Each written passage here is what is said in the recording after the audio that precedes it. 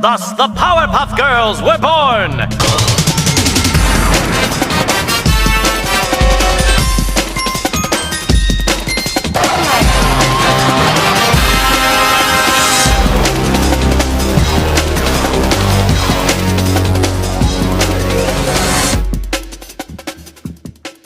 Kita tahu bahwa korupsi telah lama menjadi masalah kronis di negeri ini, terutama dalam konteks pengelolaan sumber daya alam dan tata niaga komoditas timah. Tindakan korupsi tidak hanya mengakibatkan kerugian finansial negara dalam jumlah yang sangat besar, melainkan juga menimbulkan dampak negatif bagi lingkungan dan kesejahteraan sosial. Korupsi merusak lingkungan karena seringkali melibatkan perizinan ilegal dan pengabaian terhadap aturan perlindungan alam yang menyebabkan kerusakan hutan, pencemaran air, dan degradasi lahan. Praktik ini juga menghambat upaya pemulihan lingkungan karena dana yang seharusnya digunakan justru disalahgunakan. Akibatnya, ekosistem terganggu dan kualitas hidup masyarakat sekitar menurun. Penegak hukum dan sistem pengawas berperan penting dalam menciptakan pemerintahan yang transparan dan akuntabel dengan menindak pelaku korupsi secara tegas dan mencegah penyimpangan melalui pengawasan yang efektif. Kronologi peristiwa. Awal mula peristiwa. Kasus dimulai ketika sebuah perusahaan CV VIP melakukan sewa smelter dari PT SIP sebagai kedok transaksi. Pada awalnya tampak bahwa kerjasama itu legal, namun kemudian terungkap adanya niat tersembunyi untuk melakukan penjualan biji timah ilegal. Pembentukan perusahaan boneka. Para tersangka membuat perusahaan fiktif untuk menyamarkan kegiatan penampungan biji timah ilegal yang bersumber dari wilayah IUP PT Timah Tbk. Proses ini dilakukan agar transaksi tampak seperti operasi legal. Profil para pelaku. Dokumen mengidentifikasi sejumlah tersangka kunci yang berasal dari berbagai perusahaan.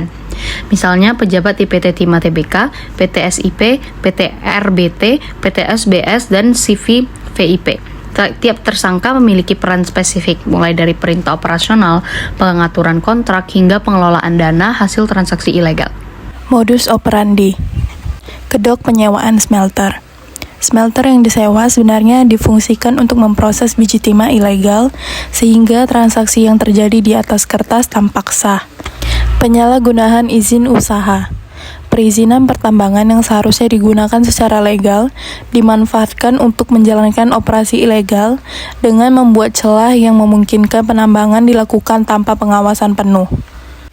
Transaksi pencucian uang.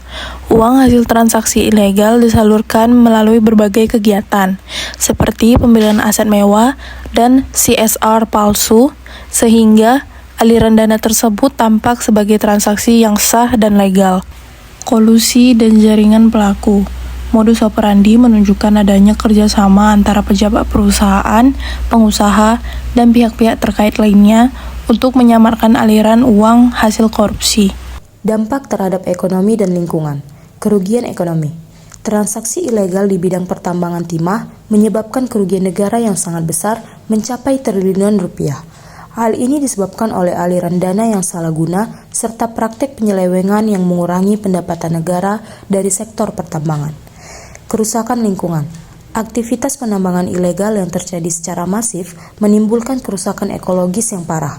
Kerugian aktivitas kerusakan hutan dan ekosistem mencapai nilai yang sangat tinggi, memerlukan biaya besar untuk pemulihan. Aktivitas tambang ilegal dalam kasus ini dilakukan di wilayah IUP PT Timah Tbk dengan bekerjasama dengan penambang liar menggunakan perusahaan boneka untuk menyamarkan asal biji timah dan memprosesnya di smelter seolah-olah legal yang mengakibatkan kerugian besar bagi negara dan lingkungan. Upaya hukum yang dilakukan.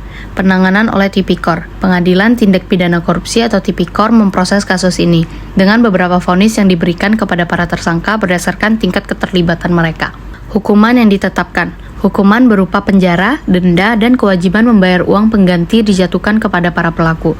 Contoh hukuman yang disampaikan meliputi vonis 6,5 tahun penjara untuk salah satu tersangka dan hukuman yang jauh lebih berat hingga 19 tahun penjara untuk tersangka lain yang dianggap memiliki peran kunci.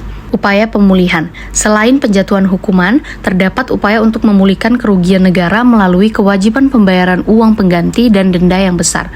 Hal ini merupakan bentuk tindakan preventif agar tindakan serupa tidak terjadi lagi di masa depan.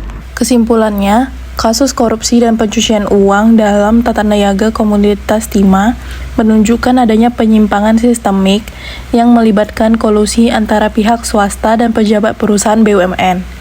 Modus operandi yang terstruktur seperti penyalahgunaan izin, pembentukan perusahaan boneka, dan pencucian uang melalui smelter ilegal menyebabkan kerugian besar bagi negara, baik secara ekonomi maupun lingkungan. Lemahnya pengawasan dan celah dalam regulasi turut memperparah praktik ilegal ini. Penegakan hukum yang tegas serta penguatan sistem pengawasan menjadi kunci utama untuk mencegah kejahatan serupa dan mewujudkan tata kelola pertambangan yang transparan, adil, dan berkelanjutan.